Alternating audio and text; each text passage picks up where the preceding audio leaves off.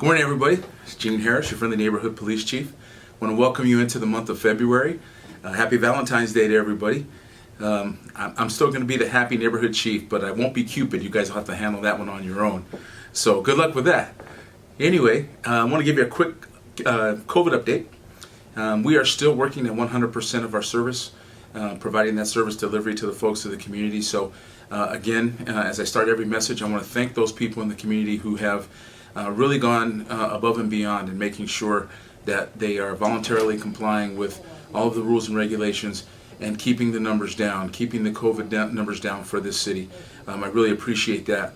As far as our guys are concerned, we are really thankful for all of the PPE and all the donations that we have received here. It's made this a much easier road to hoe in order to get all of these things done. So again, we want to thank the members of the community. You folks have been stellar, as always. As far as our operation is concerned, we've had a couple of folks with some exposures, but no serious ramifications from that. No real serious illnesses have resulted. So we're moving forward, taking care of that business, and everybody's done the protocol and back to work, and we're moving forward. So you can feel free to call us if you ever have any questions. You can contact our Community Engagement Bureau to get any additional questions. And as always, you can contact my office. So welcome to February, and let's get to 411 with the Chief.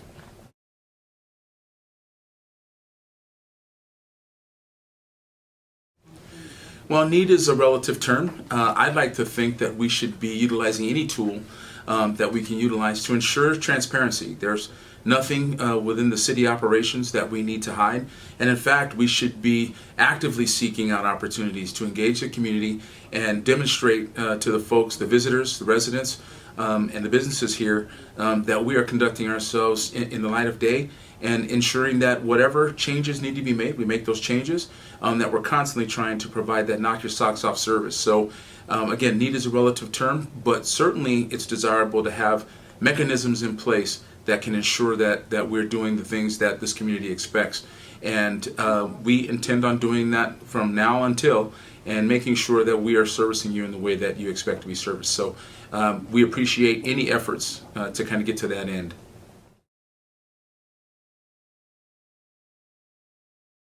Well, if anybody's been treated rude or discourteously by a member of this department, I encourage you to call the station and file the complaint. We are not tolerating any of that type of behavior. We have instituted training. We have instituted a plethora of expectations amongst our employees to ensure that we're treating people in this community the way we would want our families to be treated in theirs. And so if that happens and there's a circumstance where that occurs, please, I want to hear about it, and I will take any appropriate action to ensure that it doesn't happen again. But as far as the officers of this police department, all of the officers and the employees here are the utmost professionals. They've demonstrated that time and time again in their day-to-day efforts, most recently through this last year or so of COVID-related issues. The folks are just stellar professionals out here to provide service to this community, and they've done so without blemish, in my opinion. And so if there are anomalies where people feel that they've been treated in a certain way, feel free to call me. We'll take a look at it, and we'll take any appropriate action to make sure that doesn't happen again. But as I said, my experience with the members of this police department is that we've conducted ourselves, and the men and women here have been professional, and we're going to continue to monitor that and ensure that it continues in the future. Our motto here is all the way up, and that is exactly how we approach every endeavor within this police department, and we're going to continue to do that.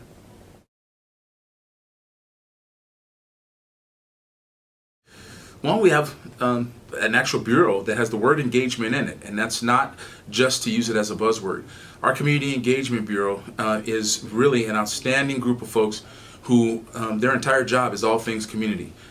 Whether it's a community need at a school, whether it's a community need at a business, all they are about is conducting any type of interaction with members of this community to solve problems, anticipate problems, and reach out and try to really impact the quality of life with members of this fine city.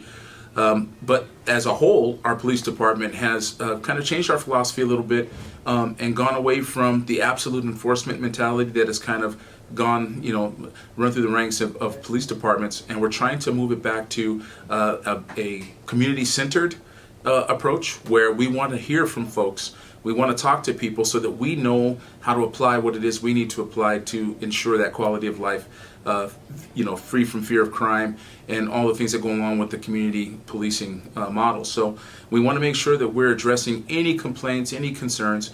And so what we've done is we've made ourselves accessible. This 411 is one version of that. We want people to participate in this police department. We want people to offer us information, seek information, and we'll be completely transparent. And so that's what the purpose of it is to open up the line of communication so that we can talk to anyone and anyone can talk to us.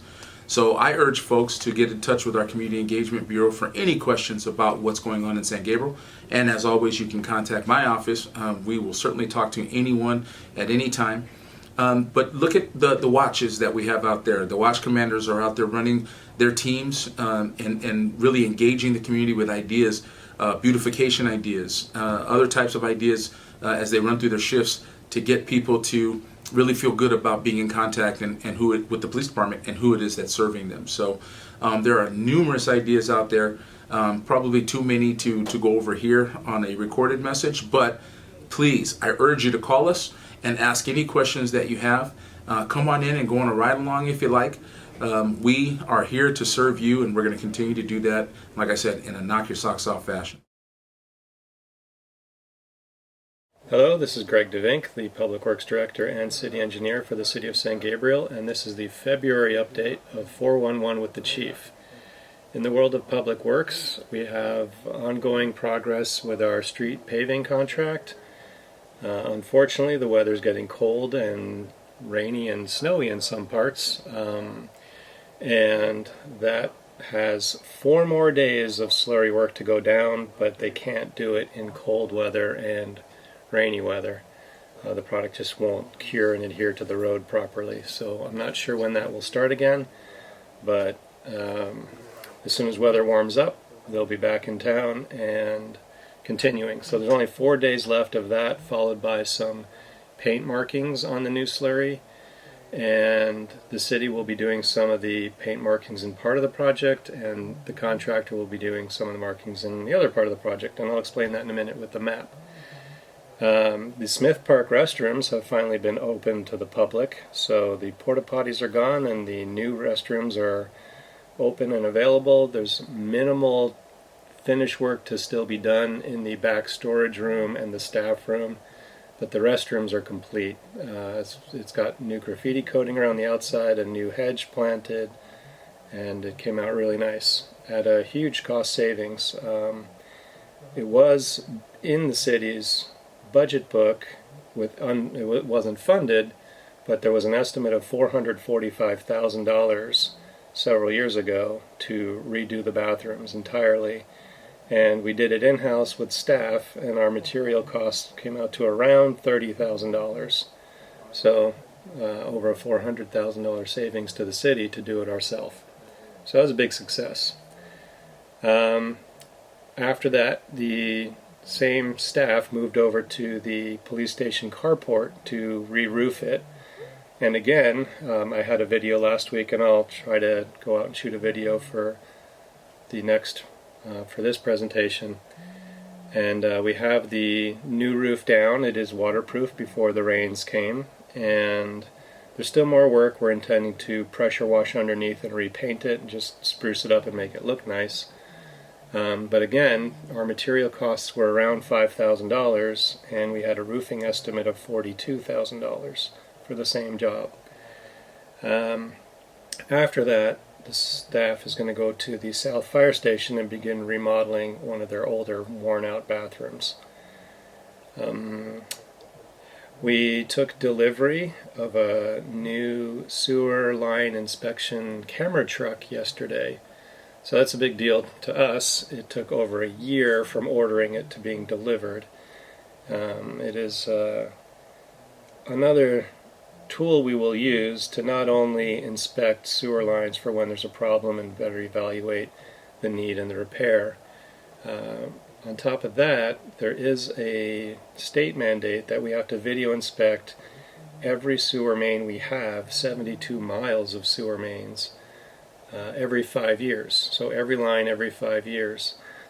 The truck cost us about $190,000. And the last time we hired a company to inspect our lines by camera citywide was about 3 years ago, and we paid about $350,000. So the truck will pay for itself just in one cycle.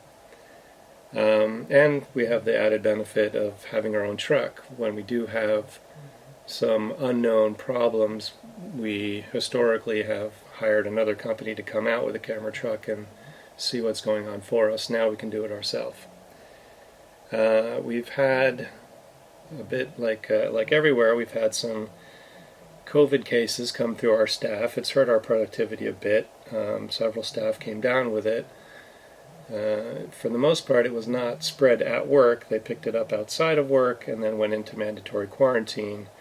But losing staff for 2 weeks at a time just really isn't helpful to productivity. But at the moment, as of this recording, all staff is healthy, done with their quarantines, back to work, and it's back to normal. We also have issued and Council recently awarded a contract for annual tree pruning to a new company. It's called North Star Land Care. So they are our new vendor, and you can expect to see very substantial tree pruning in the coming months between now and the July 1st. We should have a very heavy tree pruning effort underway. It's a bit deferred while we were waiting to get a new contractor on board. And finally, I just want to go through one more tutorial on getting to the city's GIS interface. And it's really very simple, and most of it you'll generally be familiar with, but if you just go to Google and type in San Gabriel City, do a Google search, the city of San Gabriel comes up, and you can just go right to our city's webpage if you don't have it bookmarked already. But this is the city's homepage. If you go to Government, hold over Government, go down to Departments and Public Works, it'll bring you up to the Public Works page. And the second to last one is Public Works Map. So it's right here. If you just click on Public Works Map, it will load up our GIS map. And then this little stacked bunch of paper here, if you click on that, it becomes layers. And then you have all these things to pick from. You can look at our sanitary sewer system, our arterial streets, Edison poles. We have to clean that up. They're not in the exact right place. It's a layer we got data from Edison, but it doesn't really work right on our map, so some poles are out of place. We have a pavement condition index for 2020, 2018, the current paving project, which I want to talk about next, and then a whole bunch more things you can still look at. But if I go to this is our current paving project, and figure out how to make it bigger. You can zoom in and out on the map, look where your house is or where your area of interest is. But this is the entire city, and this is our current project that I discussed last time of ARAM and slurry. If on any of these arrows you click on the little arrow left of the box, it gives you the legends. So you can kind of see there's red and blue, there's dashed and not dashed.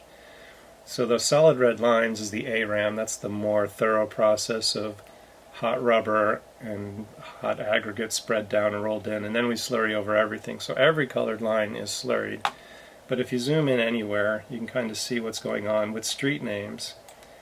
And you can kind of see, and there's two different projects. So the red is one contract, the blue is another contract. They were both awarded to the same contractor, so from a public's perspective, you just see the same work happening. But the blue is CDBG funded. It's a different funding source for the city.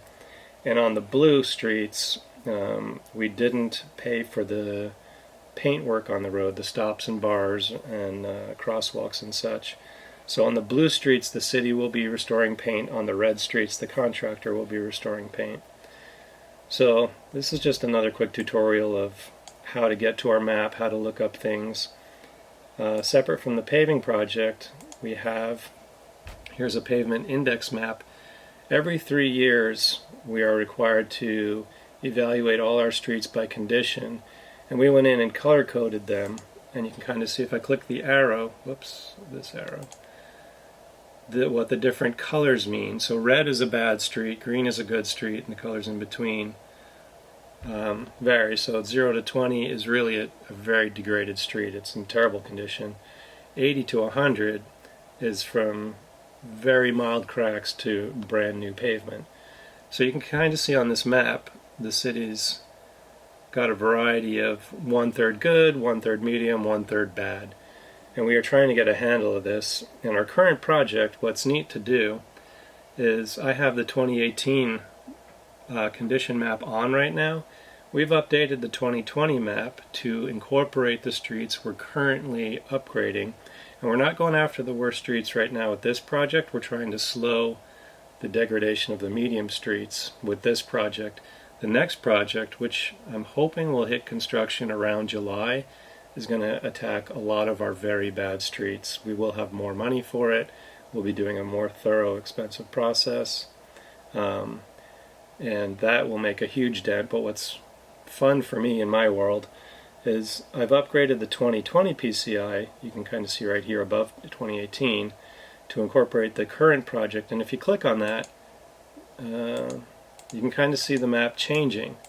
So a lot of the orange and yellow are turning to green because they've just been refreshed. So you can kind of see, obviously, a whole green city is a city with all great streets. And I'll do this again for the next paving contract, and we'll make it our 2021. But I do think this year and next year, next fiscal year, you will see overall an enormous improvement in the city's street infrastructure, which I know is a priority for council and the residents and businesses. Unfortunately, there still is not enough money to do it all, but you will see this summer a big effort on a majority, I'm hoping to do a majority, of our worst streets. So that's a quick tutorial on how to get to GIS, and then you can play with the layers. This is available to public.